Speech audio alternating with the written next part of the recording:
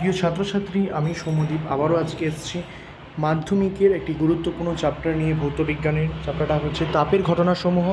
এই চ্যাপ্টারের উপর তোমরা অনেক পড়বে, সাজেশন বিভিন্ন পড়বে, কিন্তু আমি আজকে বলতে মাত্র 27টা প্রশ্ন।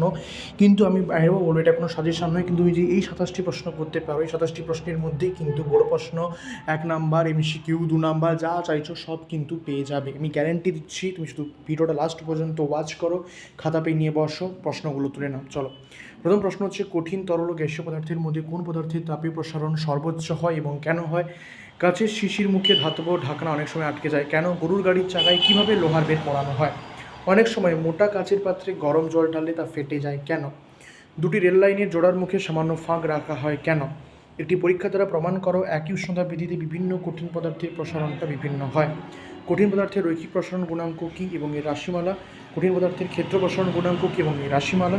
কঠিন পদার্থেরই আয়তন প্রসারণ গুণাঙ্ক কী এবং এর রাশিমালা প্রমাণ করো। এবং এটা যে তিনটে আলফা বিটা গামা, রৈখিক, ক্ষেত্র আর আয়তন কঠিনের, এদের মধ্যে সম্পর্কটা লিখতে হবে। তরলের প্রসারণ কী? প্রাত্যহিক জীবন থেকে তরলের প্রসারণে ধারণা দাও। তরলের আয়তন প্রসারণ গুণাঙ্ক কী? কয় প্রকার? জেনারেলি 2 প্রকার হয়, আপাত প্রকৃত। সেই আপাত প্রসারণ গুণাঙ্ক কী এবং প্রকৃত প্রসারণ গুণাঙ্ক কী, এগুলো লিখে সংজ্ঞা লিখে তার রাশিমালাটা মানে একটু বিস্তৃত বা ডেসক্রিপটিভ বর্ণনা করে দাও। তরলের প্রকৃত বলে দিচ্ছি, গ্যাসের প্রসারণ সম্বন্ধে বিস্তারিত আলোচনা করো।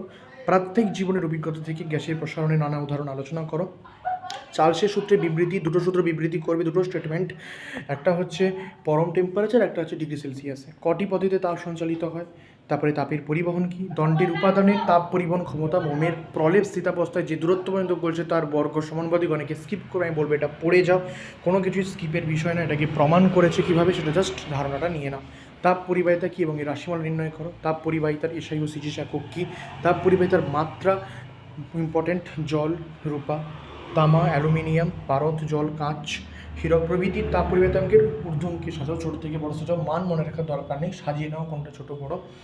তাপীয় রোধ কী? তাপীয় রোধ ও তড়িৎ রোধের সদৃশ্যতা লেখো। তাপীয় রোধাঙ্ক কী? আর লাস্ট হচ্ছে তাপ পরিবাহিতা ও তাপীয় রোধাঙ্কের মধ্যে সম্পর্ক। এই ছিল 27টা প্রশ্ন। আমি আশা করব না, আমি এতটুকু সিওরিটি দিয়ে বলতে পারছি মাধ্যমিকে এর বাইরে আসতে পারে না।